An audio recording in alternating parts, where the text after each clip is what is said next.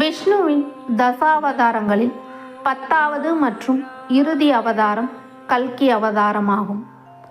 எப்போது அவதரிப்பார்? புராணங்களின்படி கலியுகம் முழுமையாக தர்மம் குறைந்து அநீதி அதிகரிக்கும் காலத்தில் கல்கி அவதரிப்பார்.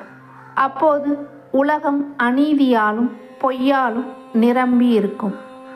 கல்கியின் உருவம் வெள்ளை குதிரையின் மேல் சவாரி செய்யும் வீர உருவம், கையில் ஜொலிக்கும் வாள், தீய சக்திகளை அழிக்கும் தெய்வீக ஒளி.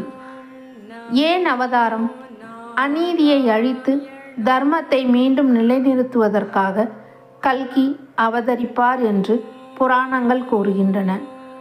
அவரின் அவதாரத்தால் கலியுகம் முடிந்து புதிய சத்திய யுகம் ஆரம்பமாகும். சுருக்கமாக கல்கி அவதாரம் நமக்கு சொல்லும் செய்தி: தர்மம் தாழ்ந்தாலும் அது அழியாது. ஒரு நாள் நிச்சயம் நீதியும் நன்மையும் வெல்லும்.